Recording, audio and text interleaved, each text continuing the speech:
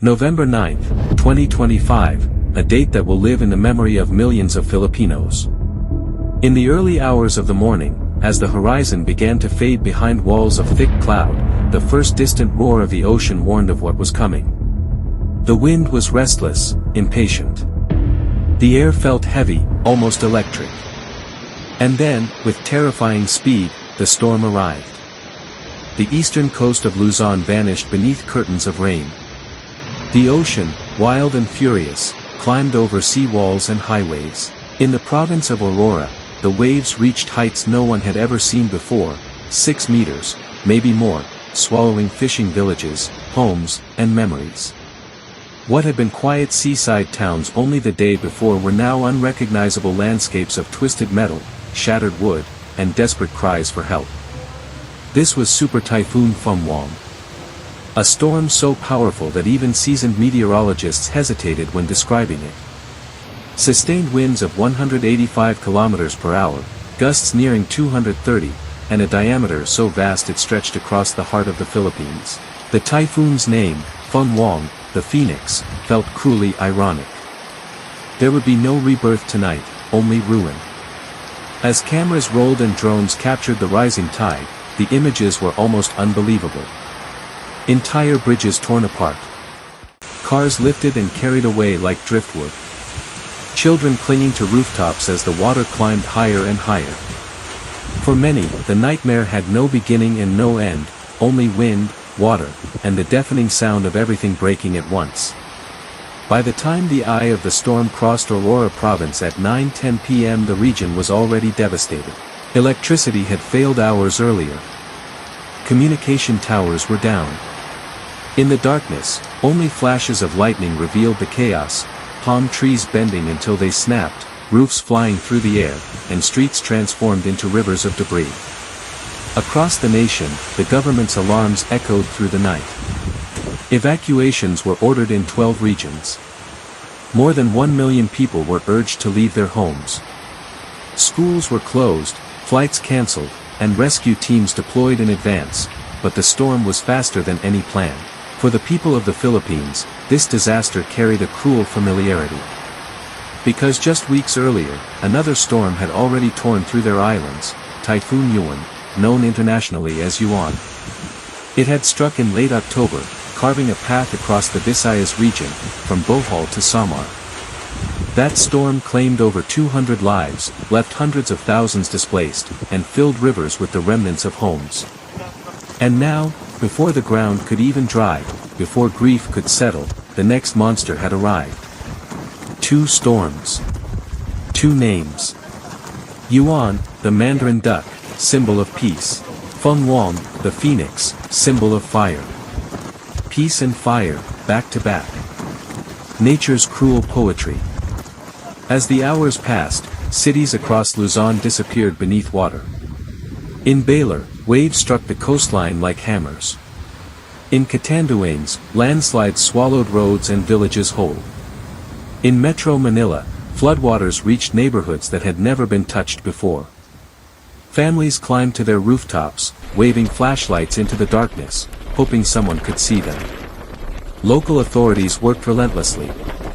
The armed forces of the Philippines deployed 243 rescue units, manned by 1,500 soldiers. But even they struggled to move through the wreckage, streets buried in fallen trees, mud, and the twisted remains of power lines.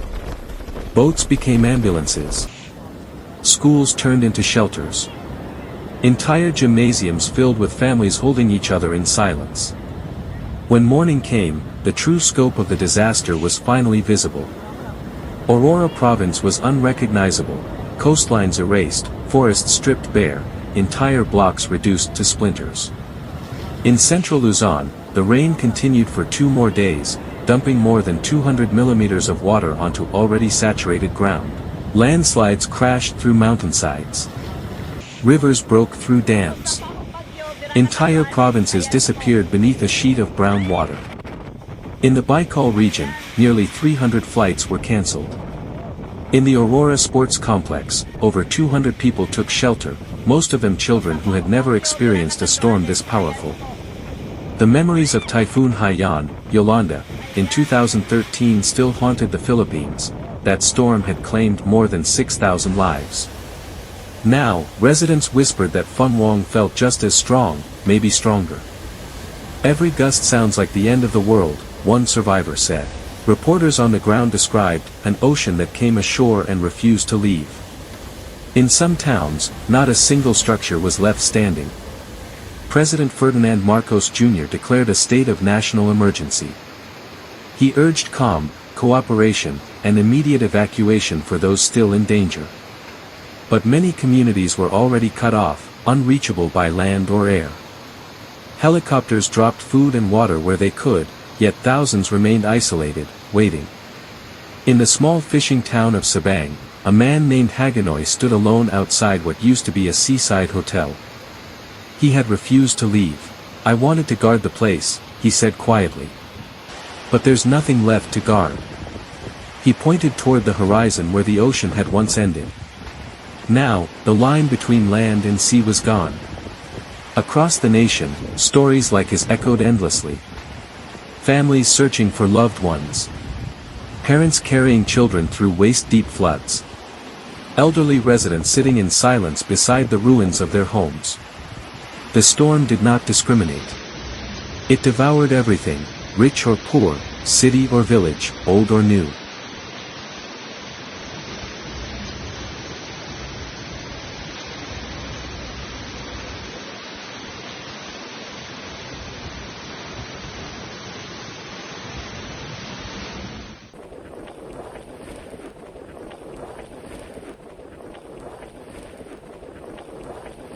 In central Luzon, the rain continued for 2 more days, dumping more than 200 millimeters of water onto already saturated ground.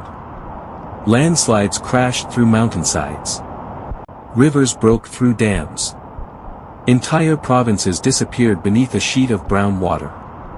In the Baikal region, nearly 300 flights were cancelled. In the Aurora sports complex, over 200 people took shelter, most of them children who had never experienced a storm this powerful. The memories of Typhoon Haiyan, Yolanda, in 2013 still haunted the Philippines. That storm had claimed more than 6,000 lives. Now, residents whispered that Fung-Wong felt just as strong, maybe stronger. "Every gust sounds like the end of the world," one survivor said. As the storm moved inland, it began to weaken slightly, but its destruction spread wider. By November 11, its remnants reached the northern mountains, flooding valleys that had never known such rain. And as it moved toward the sea, a new concern arose. Taiwan was next in its path. The meteorological agencies warned that the typhoon could still hold its intensity as it approached the Taiwan Strait. The storm's outer band stretched over 1,600 kilometers, covering nearly the entire Philippine archipelago. Everywhere, people watched the skies and prayed it would finally fade. In the aftermath, the statistics were staggering: dozens confirmed dead, hundreds missing, thousands injured. Over 1 million people displaced. Electricity cut off in multiple provinces. Bridges destroyed, airports shut down, and communication lines crippled. And yet, beyond the numbers, it was the silence that hurt the most. A silence left by the wind, by the absence of familiar sounds, children laughing, waves gently touching the shore. International aid began to pour in. Rescue teams from Japan, Australia, and the United States arrived to assist local operations. Relief centers distributed food, blankets, and medicine. But the emotional toll was far heavier than any supply could fix. In Vietnam, still reeling from Typhoon Uwan's impact, the news of Fung-Wong's devastation struck like a second blow. In the previous storm, 5 Vietnamese citizens had lost their lives, thousands of homes destroyed, and more than 1.6 million households left without power. Now, just days later, the same clouds that drowned the Philippines were moving toward their shores.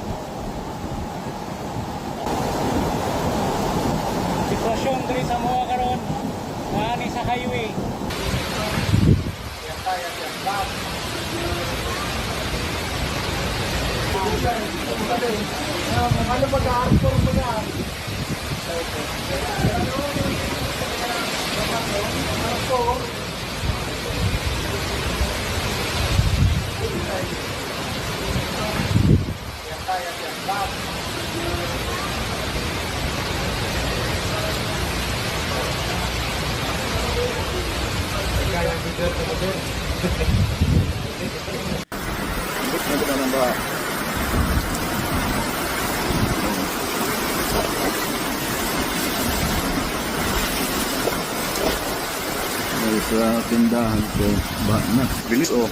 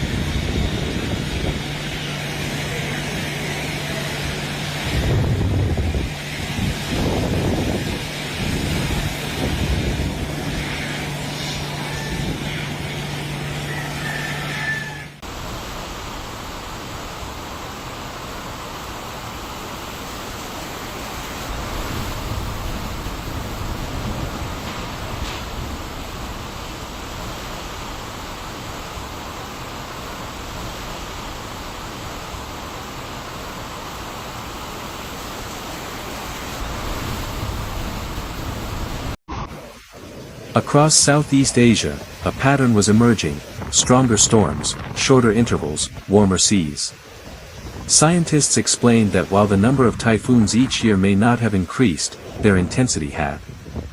The oceans, now several degrees warmer than decades ago, were feeding these storms like fuel to a fire. The result: more catastrophic rainfall, more violent winds, and more destruction where people live closest to the sea. The Philippines, sitting directly on the Pacific's typhoon belt, has always been vulnerable. But in 2025, it faced two of the strongest storms in living memory within just 3 weeks. The land had no time to heal, the people, no time to rest. In Aurora, where the storm first struck, a fisherman knelt beside what was once his boat. He touched the broken hull and whispered, "The sea used to feed us. Now it takes everything." His words summed up what millions felt: love and fear intertwined, faith tested beyond measure. Days turned to weeks, and the rebuilding began. Volunteers cleared debris, soldiers restored power lines, families rebuilt their homes plank by plank. But the scars remained, etched into the ground and into hearts. For every statistic, there was a story: a mother who carried her baby through rising waters for 6 hours. A man who swam back to rescue his dog from the second floor. A teacher who turned her flooded classroom into a shelter. Each act of courage stood as quiet defiance against a storm that had tried to erase everything. By late November, the skies finally cleared. The Philippines stood bruised but unbroken, and from the wreckage, a truth emerged that the whole world could see: that the line between natural disaster and climate crisis had become dangerously thin. The storms of 2025, Uwan and Fung-Wong, will be remembered not just for their power, but for their warning. A warning written in wind and water, that the oceans are changing faster than we can imagine. And that in places like the Philippines, where the sea is both life and threat, survival is no longer a matter of chance, it's a daily act of resilience. The camera fades on a landscape of broken trees and calm water. A child walks barefoot across the wet sand, staring out at the horizon. Somewhere beyond that horizon, another storm is forming. And once again, the world waits.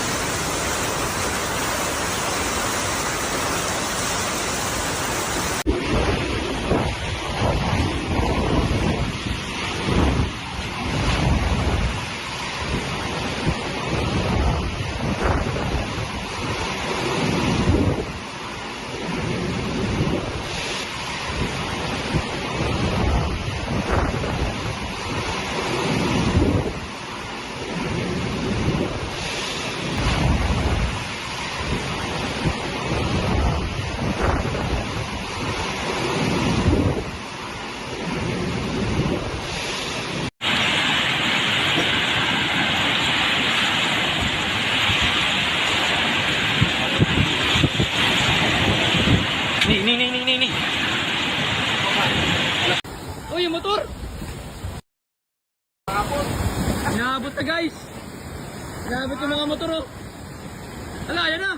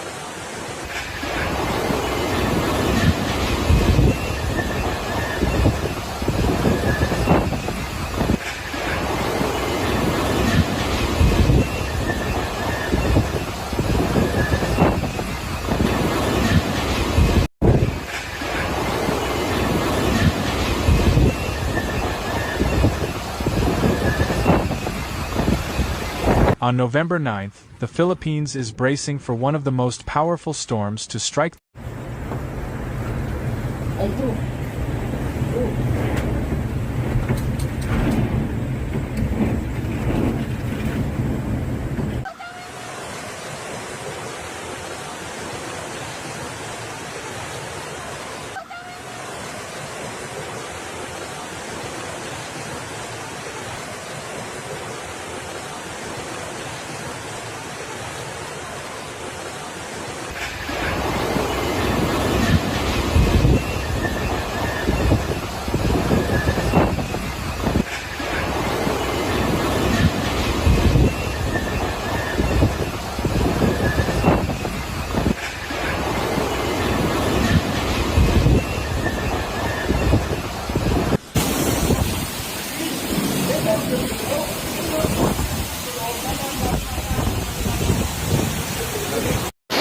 Ayun na.